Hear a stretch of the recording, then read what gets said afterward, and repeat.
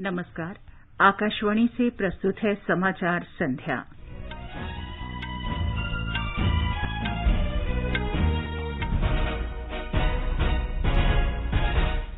प्रधानमंत्री नरेंद्र मोदी ने कहा कि भारत और वियतनाम के बीच व्यापक रणनीतिक साझेदारी से क्षेत्रीय स्थिरता, समृद्धि और विकास को प्रोत्साहन मिलेगा।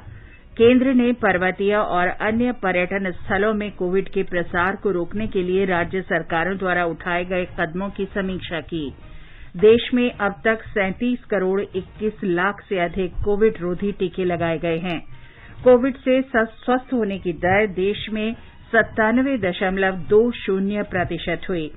जापानी इंसेफेलाइटिस से प्रभावित 5 राज्यों के 61 जिलों में 97 लाख घरों में नल से जलापूर्ति कराई गई।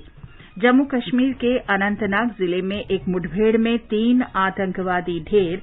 विदेश मंत्री डॉक्टर एस जयशंकर ने जॉर्जिया के विदेश मंत्री डेविड ज़ल्कालियानी के साथ द्विपक्षीय वार्ता की। कहा, विश्वसनीयता और वैश्वीकृत विश्व में प्रतिबद्धता के लिए कनेक्टिविटी महत्वपूर्ण। विंबलडन टेनिस में महिला सिंगल्स फाइनल में एशले बार्टी का मुकाबला कैरोलिना प्लिस्कोवा से। महिला क्रिकेट में होव में कल होने वाले दूसरे T20 मैच में भारत का मुकाबला मेजबान इंग्लैंड से होगा और यूरो कप फुटबॉल में कल लंदन में फाइनल मुकाबले में इटली और इंग्लैंड आमने सामने होंगे। समाचार संध्या में देवेंद्र त्रिपाठी के साथ मैं चंद्रिका जोशी। देशभर में 18 वर्ष से अधिक आयु वर्ग के लिए सरकारी केंद्रों पर निःशुल्क कोविड टीकाकरण अभियान जारी है। युवाओं से आग्रह है कि टीका लगवाएं और अन्य लोगों को भी इसके लिए प्रोत्साहित करें। कोविड स्वास्थ्य के लिए खतरा बना हुआ है। ऐसे में एहतियाती उपायों के पालन में कोताही न बरतें। जब तक आवश्यक न हो घर से बाहर न निकलें और 3 सरल उपायों का पालन करें। मास्क लगाएं, 2 गज की सुरक्षित दूरी बनाए रखें, हाथ और मुंह साफ रखें। कोविड संबंधी जानकारी और मार्गदर्शन के लिए राष्ट्रीय हेल्पलाइन नंबर 01123978046 और 1075 पर संपर्क करें। और अब समाचार विस्तार से। प्रधानमंत्री नरेंद्र मोदी ने विश्वास व्यक्त किया है कि वियतनाम के प्रधानमंत्री फाम मिन चिन के नेतृत्व में दोनों देशों के बीच व्यापक रणनीतिक साझेदारी और सुदृढ़ होगी। प्रधानमंत्री मोदी ने वियतनाम के नवनियुक्त प्रधानमंत्री फाम मिन चिन को आज फोन पर बधाई दी। श्री मोदी ने कहा कि दोनों देशों का खुले, समावेशी, शांतिपूर्ण और नियम आधारित हिंद महासागर क्षेत्र पर समान दृष्टिकोण है। दोनों देश व्यापक रणनीतिक साझेदारी, क्षेत्रीय स्थिरता, समृद्धि और विकास को बढ़ावा देने में अपना योगदान दे सकते हैं। प्रधानमंत्री ने भारत में कोविड महामारी की दूसरी लहर के दौरान वियतनाम की सरकार और वहां की जनता के बहुमूल्य समर्थन के लिए उनका आभार व्यक्त किया। दोनों नेताओं ने इस बात पर सहमति व्यक्त की कि महामारी से निपटने में एक दूसरे के परामर्श और सहयोग जारी रखना चाहिए। प्रधानमंत्री नरेंद्र मोदी ने श्री चिन को भारत आने का निमंत्रण भी दिया। केंद्रीय गृह सचिव अजय कुमार भल्ला ने पर्वतीय पर्यटन स्थलों और अन्य पर्यटन स्थलों पर कोविड-19 महामारी का प्रकोप रोकने के लिए राज्यों द्वारा उठाए गए कदमों की एक समीक्षा बैठक की आज अध्यक्षता की। नई दिल्ली में हुई इस बैठक के दौरान कोविड-19 की स्थिति की समग्र समीक्षा की गई। बैठक में गोवा, हिमाचल प्रदेश, केरल, महाराष्ट्र, राजस्थान, तमिलनाडु, उत्तराखंड और पश्चिम बंगाल में कोविड टीकाकरण पर भी चर्चा की गई। केंद्रीय गृह सचिव ने उन मीडिया रिपोर्टों पर सख्त संज्ञान लिया जिनमें पर्वतीय पर्यटन स्थलों और अन्य पर्यटन स्थलों में कोविड-19 के मानकों का उचित पालन नहीं होते हुए दिखाया गया है। उन्होंने जोर देकर कहा कि कोविड की दूसरी लहर अभी समाप्त नहीं हुई है और राज्यों को मास्क पहनने, सुरक्षित दूरी बनाने और अन्य कोविड मानकों का कड़ाई से पालन सुनिश्चित करना चाहिए। बैठक में कहा गया है कि विभिन्न राज्यों और केंद्र शासित प्रदेशों में दूसरी लहर का प्रभाव कम हो रहा है। हालांकि समग्र तौर पर संक्रमण दर घट रही है, लेकिन राजस्थान, केरल, महाराष्ट्र, तमिलनाडु, पश्चिम बंगाल, उत्तराखंड और हिमाचल प्रदेश के कुछ जिलों में कोविड संक्रमण दर 10% से अधिक बनी हुई है, जो चिंता का विषय है। राज्यों को 5 स्तरीय रणनीति टेस्ट, ट्रैक, ट्रीट, वैक्सीनेट और कोविड मानकों का पालन सुनिश्चित करने को कहा गया है। बैठक के दौरान ग्रामीण, अर्धशहरी और आदिवासी क्षेत्रों में स्वस्थ बुनियादी ढांचा बढ़ाने की सलाह दी गई है। जिससे भविष्य में कोविड के मामलों से निपटा जा सके। राष्ट्रीय टीकाकरण अभियान के अंतर्गत देश में अब तक 37 करोड़ 21 लाख से अधिक कोविड टीके लगाए जा चुके हैं। स्वास्थ्य मंत्रालय ने कहा है कि कल 30,55,000 से अधिक टीके लगाए गए। देश में स्वस्थ होने की दर 97.20% हो गई है। कल 45,000 से अधिक रोगी कोरोना से ठीक हुए। इस समय देश में 4,55,000 रोगियों का उपचार चल रहा है। कल 42,000 से अधिक नए मरीजों की पुष्टि हुई और 1,206 लोगों की संक्रमण से मौत हुई। इन्हें मिलाकर मृतकों की कुल संख्या 4,07,145 हो गई है। केंद्र सरकार ने कहा है कि राज्यों और केंद्र शासित प्रदेशों को 38 करोड़ 54 लाख से अधिक कोविड टीके उपलब्ध कराए गए हैं। राष्ट्रव्यापी टीकाकरण अभियान में केंद्र सरकार राज्यों और केंद्र शासित प्रदेशों को टीके निःशुल्क उपलब्ध करा रही है। विश्व स्वास्थ्य संगठन की प्रमुख वैज्ञानिक सौम्या स्वामीनाथन ने कहा है कि अब यूरोपीय संघ के 15 देशों में यात्रियों के लिए कोविशील्ड टीका मान्य है। इसका विकास एस्ट्राजेनेका और ऑक्सफोर्ड विश्वविद्यालय ने किया है तथा सीरम इंस्टीट्यूट ऑफ इंडिया इसका उत्पादन कर रही है। सौम्या स्वामीनाथन का ये बयान कल बेल्जियम द्वारा कोविशील्ड को मान्यता दिए जाने के बाद आया है। स्विट्जरलैंड, आइसलैंड और यूरोपीय संघ के कुछ देशों ने यात्रियों के प्रवेश के लिए कोविशील्ड को मान्यता दी है। एस्टोनिया ने भी पुष्टि की है कि वो भारतीयों की यात्रा के मामले में भारत सरकार से मान्यता प्राप्त हर वैक्सीन को स्वीकार करेगी। केरल की स्वास्थ्य मंत्री वीना जॉर्ज ने बताया है कि जीका संक्रमण के 17 संदिग्ध नमूने नकारात्मक पाए गए हैं। इन नमूनों को जांच के लिए NIV अलपुझा भेजा गया है। कल एक निजी अस्पताल से 13 कर्मचारियों को जीका विषाणु से संक्रमित पाया गया था। उन्होंने बताया कि फिलहाल राज्य में जीका विषाणु से संक्रमित 14 लोगों का इलाज चल रहा है। केंद्र सरकार कोरोना महामारी के दौरान लोगों को निःशुल्क अनाज वितरित करने का सबसे लंबा कार्यक्रम चला रही है। प्रधानमंत्री नरेंद्र मोदी ने महामारी के दौरान आर्थिक व्यवधान के कारण दिक्कतों का सामना कर रहे लोगों को प्रधानमंत्री गरीब कल्याण अन्न योजना के अंतर्गत निःशुल्क अनाज देने की घोषणा की थी। एक रिपोर्ट। प्रधानमंत्री गरीब कल्याण अन्न योजना के तहत 80 करोड़ लाभार्थियों को मुफ्त खाद्यान्न वितरित किया जा रहा है। इस वर्ष मई से नवंबर तक प्रति व्यक्ति प्रति माह 5 किलोग्राम खाद्यान्न उपलब्ध कराया जाएगा। सरकार ने कोविड-19 महामारी के दौरान पिछले साल भी लोगों के लिए अनाज का वितरण किया था। इस योजना के तहत राज्यों और केंद्र शासित प्रदेशों द्वारा पिछले साल अप्रैल से नवंबर के बीच 305 लाख टन खाद्यान्न उठाया गया था। इस योजना के तहत निःशुल्क अनाज का वितरण कोविड महामारी के दौरान लाभार्थियों के लिए एक बहुत बड़ी राहत है। दीपेंद्र कुमार, आकाशवाणी समाचार, दिल्ली। उपभोक्ता कार्य मंत्रालय ने कहा है कि प्रधानमंत्री गरीब कल्याण अन्न योजना के अंतर्गत विभिन्न राज्यों और केंद्र शासित प्रदेशों को मई और जून के लिए 78 लाख टन से अधिक खाद्यान्न भेजा जा चुका है। मंत्रालय ने कहा है कि इस योजना के तहत जुलाई से नवंबर तक 5 महीने में 198 लाख टन से अधिक खाद्यान्न का आवंटन राज्यों और केंद्र शासित प्रदेशों के लिए कर दिया गया है। गुजरात में कोविड महामारी के दौरान अनाथ हुए बच्चों को हर महीने मिलने वाली 4,000 रुपए की आर्थिक मदद अब उन्हें 21 वर्ष की आयु तक दी जाएगी। पहले ये आयु सीमा 18 वर्ष निर्धारित की गई थी। कोरोना महामारी ने समाज में गैर सरकारी संगठनों की भूमिका को बढ़ाया है। ये संगठन जरूरत के समय लोगों की सेवा करने में सरकार की मदद को आगे आए हैं। मुंबई का जुनून एक ऐसा ही गैर सरकारी संगठन है जो वंचित बच्चों को पढ़ाता है। संस्था की अध्यक्ष हेमनती ने आकाशवाणी से बातचीत में कहा कि हम बच्चों का हर प्रकार से ध्यान रखते हैं। We identify students who are ready to go to school. Even after going to school, we keep our tuition on so that we can help them with their studies. We also provide them with daily meals and we have a lot of extracurricular activities so that the children get out of the environment that they are in. Maharashtra के पालघर जिले में आशा कार्यकर्ता Covid महामारी की शुरुआत से ही अपनी जान जोखिम में डालकर लगातार कार्य कर रही हैं। आकाशवाणी से बातचीत में पालघर जिले के तिमभोड़े गांव की आशा कार्यकर्ता समता पाटिल ने बताया कि उचित देखभाल के चलते उनके क्षेत्र में कोविड संक्रमण से एक भी मरीज की मृत्यु नहीं हुई। कोरोना के कालावधि में हम लोगों को बहुत मेहनत करना पड़ा।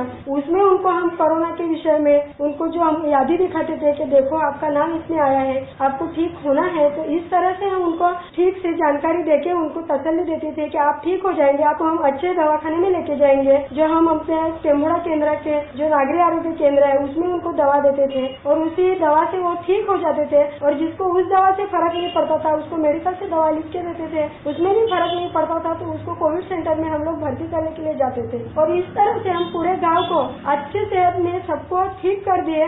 और जो हमारे एहसान भी मान रहे कि हम जो आशामयी है आपके वजह से हम आज तक जिंदा है। अपना अनुभव साझा करते हुए पालघर में खानपाड़ा की एक अन्य आशा कार्यकर्ता मोना भूने ने कहा कि उन्हें विपरीत परिस्थितियों में भी गंभीर रूप से बीमार लोगों की देखभाल की और संक्रमण के बारे में लोगों को जागरूक किया। कोरोना की ड्यूटी हम करते थे, घर पे आते थे, आजू बाजू बोलते थे बाबा ये कोरोना की ड्यूटी करते, तो इसके वजह से हम लोग को भी कोरोना होना। बातें भी नहीं करते थे, रिश्तेदार वाले नहीं, बाजू वाले भी नहीं, कोई नहीं। मिशन कमांड में हम ड्यूटी कर रहे थे तो उधर से हम लोग हमेशा घर पे आते तो भी बात नहीं करते थे। गाँव में से इंटर किया तो गाँव वाले भी नीचे मुंडे डालते, बाबा कोरोना आ गए भागो, पहले से दरवाजा लगा के भाग जाते थे, बात भी नहीं करते थे। वो एक टाइम में इतना टेंशन आता था, बोलने दो भागने दो, भागते ना अपन ड्यूटी करते ना कोरोना के, अपन की सेवा करना चाहिए, अपन ने ड्यूटी करना चाहिए, यही अपना धैर्य है। आशा कार्यकर्ता के कोविड संक्रमण का पता लगाने और उपचार में सक्रिय रूप से शामिल रहने के कारण महाराष्ट्र के मुख्यमंत्री उद्धव ठाकरे उन्हें राज्य में कोविड प्रबंधन का स्तंभ मानते हैं।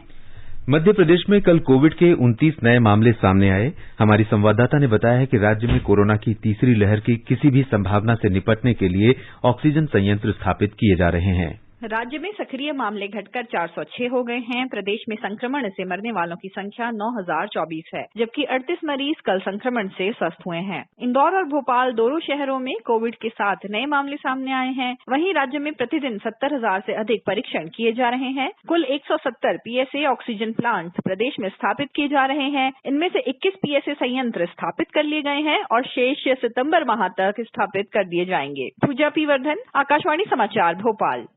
आकाशवाणी का समाचार सेवा प्रभाग कोरोना जागरूकता श्रृंखला के अंतर्गत हिंदी और अंग्रेजी में विशेष फोन इन कार्यक्रम प्रसारित करेगा। ये कार्यक्रम आज रात 9:30 बजे से एफएम गोल्ड और अतिरिक्त मीटरों पर सुना जा सकता है। दिल्ली के लेडी हार्डिंग मेडिकल कॉलेज में professor medicine doctor Anupam Prakash चर्चा में भाग लेंगे। श्रोता हमारे टोल फ्री नंबर 1800-115767 और 01123314444 पर अपने सवाल पूछ सकते हैं। Twitter handle @AIR news alerts पर #AskAIR के जरिए सवाल पोस्ट किए जा सकते हैं। ये कार्यक्रम हमारी वेबसाइट newsonair.com और YouTube channel news on AIR official पर उपलब्ध रहेगा। ये कार्यक्रम news on AIR mobile app पर भी उपलब्ध रहेगा। ये समाचार हमारी वेबसाइट newsonair.com/hindi और हमारे mobile app news on AIR पर भी उपलब्ध हैं। हर जोखिम से निकल कर फसल आए, सुरक्षित हो जाए।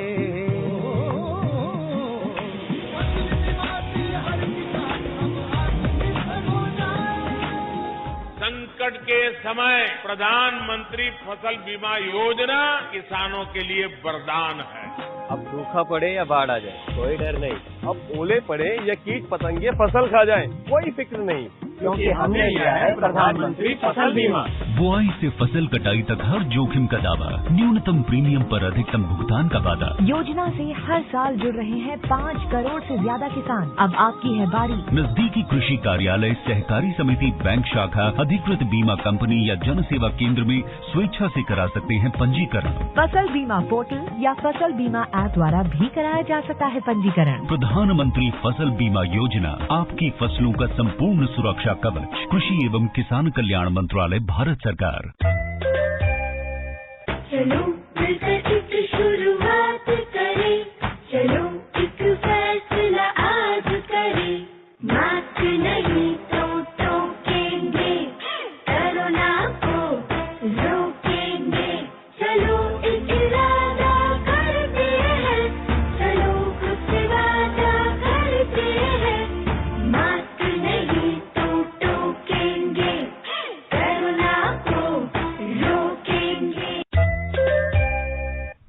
समाचार संध्या में आपका फिर स्वागत है। आगे बढ़ने से पहले मुख्य समाचारों पर एक नजर। प्रधानमंत्री नरेंद्र मोदी ने कहा कि भारत और वियतनाम के बीच व्यापक रणनीतिक साझेदारी से क्षेत्रीय स्थिरता, समृद्धि और विकास को प्रोत्साहन मिलेगा। केंद्र ने पर्वतीय और अन्य पर्यटन स्थलों में कोविड के प्रसार को रोकने के लिए राज्य सरकारों द्वारा उठाए गए कदमों की समीक्षा की। देश में अब तक 37 करोड़ 21 लाख कोविड रोधी टीके लगाए गए हैं। कोविड से स्वस्थ होने की दर देश में 97.20% हुई। जापानी इंसेफेलाइटिस से प्रभावित 5 राज्यों के 61 जिलों में 97 लाख घरों में नल से जल आपूर्ति शुरू की गई। जम्मू कश्मीर के अनंतनाग जिले में एक मुठभेड़ में 3 आतंकवादी मारे गए।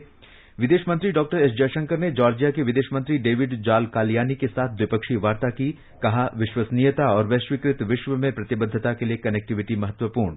विंबलडन टेनिस में महिला सिंगल्स फाइनल में एश्ले बार्टी का मुकाबला कैरोलिना प्लिस्कोवा से। महिला क्रिकेट में हो में कल होने वाले दूसरे 2020 मैच में भारत का मुकाबला मेजबान इंग्लैंड से होगा और यूरो कप फुटबॉल में कल लंदन में फाइनल मुकाबले में इटली इंग्लैंड आमने सामने होंगे।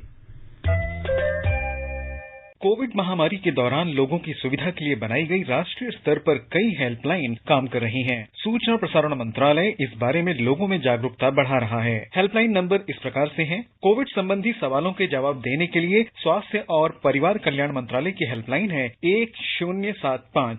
महिला और बाल विकास मंत्रालय की चाइल्ड हेल्पलाइन है 1098। वरिष्ठ नागरिकों के लिए सामाजिक न्याय और अधिकारिता मंत्रालय का हेल्पलाइन नंबर है 14567। मनोवैज्ञानिक सहायता के लिए राष्ट्रीय मानसिक स्वास्थ्य और तंत्रिका विज्ञान संस्थान निमहांस का नंबर है 080461100007।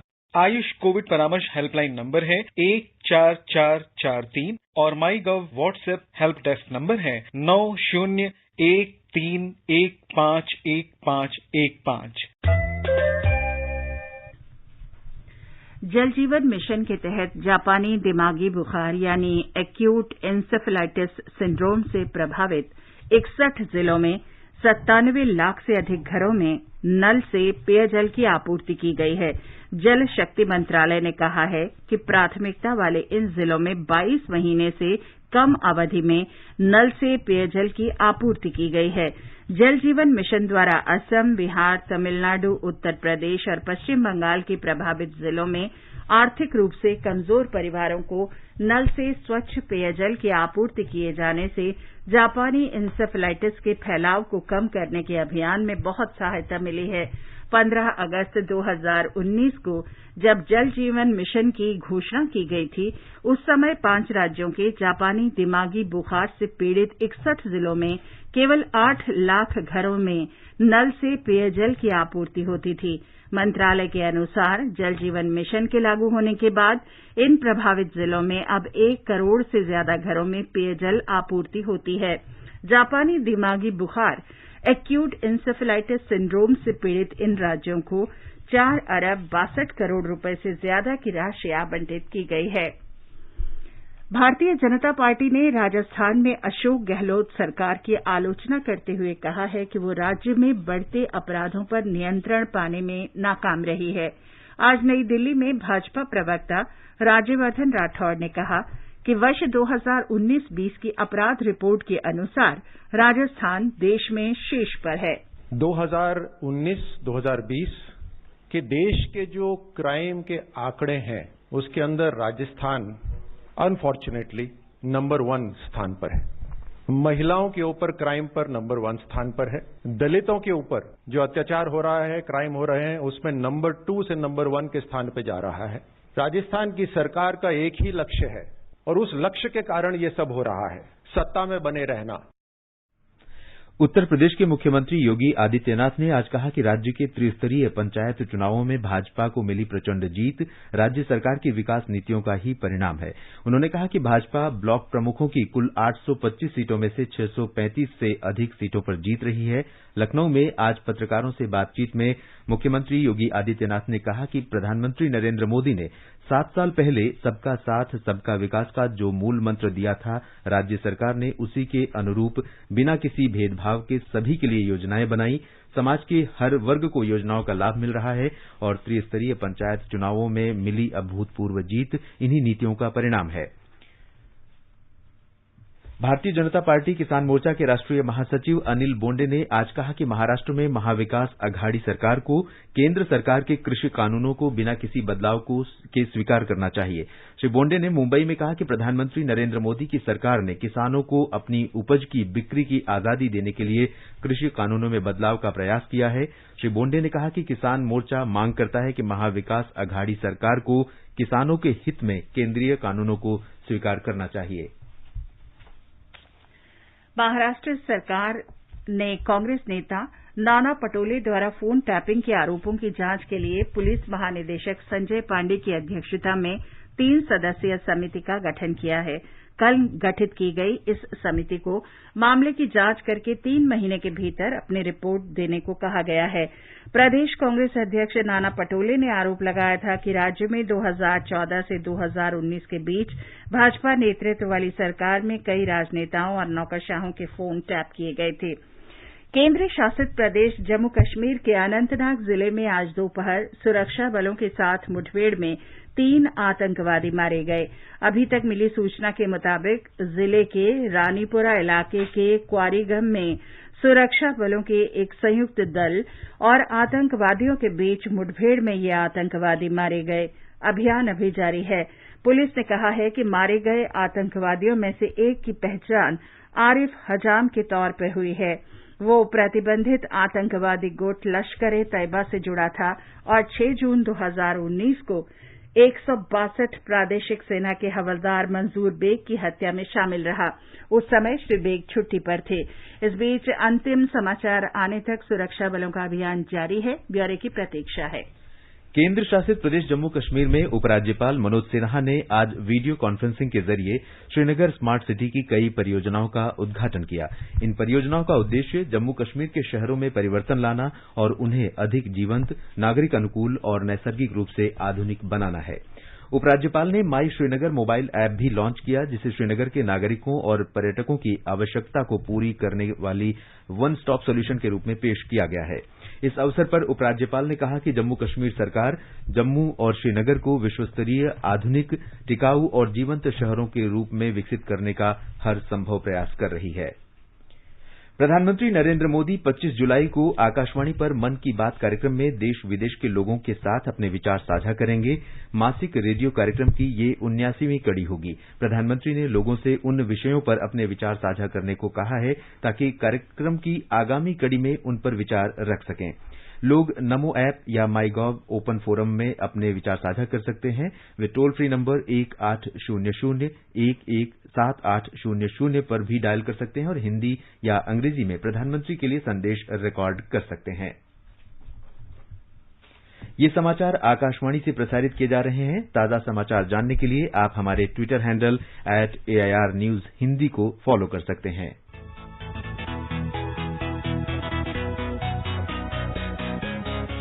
दुनिया रंग बिरंगी, खट्टे मीठे रसीले समाचारों का सतरंगी खजाना आकाशवाणी पर। खबरें होंगी हटकर, जानेंगे कुछ अलग, हंसेंगे खुलकर, करेंगे सजग। सुनना न भूलें सोमवार और मंगलवार आज सवेरे तथा शनिवार और रविवार कार्यक्रम परिक्रमा में।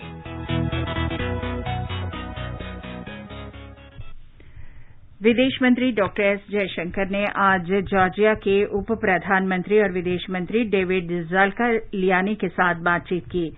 बातचीत के बाद जारी संयुक्त बयान में डॉक्टर जयशंकर ने कहा कि व्यापार और आर्थिक सहयोग, पर्यटन, कनेक्टिविटी, शिक्षा और संस्कृति पर चर्चा की गई। उन्होंने संतोष व्यक्त किया कि जॉर्जिया में उल्लेखनीय भारतीय निवेश हो रहा है। जॉर्जिया में 8,000 भारतीय छात्र अध्ययन कर रहे हैं। प्रति वर्ष 50,000 से अधिक भारतीय पर्यटक जॉर्जिया की यात्रा करते हैं। उन्होंने बताया कि कुछ जानी मानी भारतीय फिल्मों की शूटिंग जॉर्जिया में हुई है। केंद्रीय मंत्री ने कहा कि दोनों देशों की सरकारें प्रयास करें तो दोनों पक्षों के बीच संभावनाओं का पूरा उपयोग होगा। विदेश मंत्री ने कहा कि महारानी संत कैटेवन के पवित्र अवशेष भारत से जॉर्जिया को लौटाना दोनों देशों के बीच मित्रता और गर्मजोशी का प्रतीक है। राष्ट्रपति रामनाथ कोविंद ने प्रसिद्ध आयुर्वेदिक चिकित्सक पीके वारियर के निधन पर गहरा शोक प्रकट किया है। श्री कोविंद ने कहा कि आयुर्वेद ने अपना एक महान आधुनिक समर्थक खो दिया है। प्रधानमंत्री नरेंद्र मोदी ने डॉक्टर पीके वारियर के निधन पर शोक व्यक्त किया है। प्रधानमंत्री ने कहा कि आयुर्वेद को लोकप्रिय बनाने में उनका योगदान हमेशा याद किया जाएगा। प्रधानमंत्री नरेंद्र मोदी ने काशी अन्नपूर्णा मंदिर के महंत रामेश्वर पुरी के निधन पर भी दुख व्यक्त किया है। प्रधानमंत्री ने कहा कि महंत रामेश्वर पुरी का निधन समाज के लिए अपूरणीय क्षति है। हिमाचल प्रदेश के पूर्व मुख्यमंत्री वीरभद्र सिंह आज शिमला में उनके पैतृक स्थान रामपुर बुशहर में पूरे राजकीय सम्मान के साथ अंतिम संस्कार किया गया। वीरभद्र सिंह का लंबी बीमारी के बाद 8 जुलाई को आईजीएमसी शिमला में निधन हो गया था। विंबलडन टेनिस के महिला सिंगल्स फाइनल में इस समय ऑस्ट्रेलिया की शीर्ष वरीयता प्राप्त एश्ले बार्टी और चेक गणराज्य की कैरोलिना प्लिस्कोवा के बीच खिताबी मुकाबला जारी है। पुरुष सिंगल्स के फाइनल में कल मौजूदा चैंपियन नोवाक जोकोविच का सामना इटली के मातेओ बेरेतिनी से होगा। महिला क्रिकेट में कल शाम दूसरे 2020 मैच में भारत का मुकाबला इंग्लैंड से होगा। 3 मैचों की श्रृंखला में इंग्लैंड 1-0 से आगे है। यूरो कप फुटबॉल के फाइनल में कल इंग्लैंड का सामना इटली से होगा। इंग्लैंड ने आखिरी बार 1966 में वेम्बले स्टेडियम में जर्मनी को 4-2 से हराकर विश्व कप जीता था। इटली को पिछले 33 मैचों में कोई हरा नहीं सका और वो इस टूर्नामेंट की मजबूत टीम मानी जा रही है। आकाशवाणी समाचार द्वारा शुरू किए गए क्विज ओलंपिक क्विज आकाशवाणी के साथ में देश के कोने कोने से श्रोता हिस्सा ले रहे हैं। बड़ी संख्या में श्रोताओं ने ईमेल के जरिए हमें जवाब भेजे हैं। कल के सवाल का सही जवाब भेजा है उत्तर प्रदेश वाराणसी के एसएन सिंह ने। वो बनते हैं हमारे कल के क्विज के विजेता। एसएन सिंह को आकाशवाणी समाचार की पूरी टीम की ओर से ढेर सारी बधाई।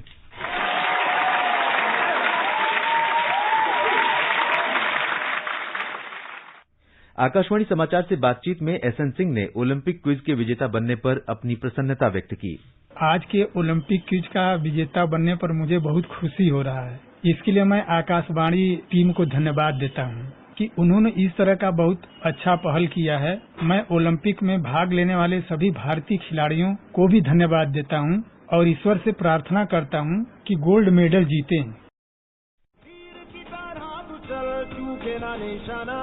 लक्ष्य तेरा सामने है, जीत के है आना। आकाशवाणी समाचार अपने प्रतिदिन प्रसारित होने वाले कार्यक्रम स्पोर्ट्स कैन में आपके लिए लेकर आया है ओलंपिक क्विज आकाशवाणी समाचार के साथ। इसमें हिस्सा लेने के लिए आपको स्पोर्ट्स कैन कार्यक्रम के दौरान ओलंपिक पर पूछे गए प्रश्न का जवाब देना है। आप अपने जवाब ईमेल कर सकते हैं। पता है airsportscan@gmail.com। विजेता का चुनाव ईमेल के द्वारा सबसे पहले मिलने वाले सही जवाब से होगा। क्विज के विजेता का नाम अगले दिन प्रसारित होने वाले स्पोर्ट्स स्कैन कार्यक्रम और हमारे समाचार बुलेटिन में घोषित किया जाएगा।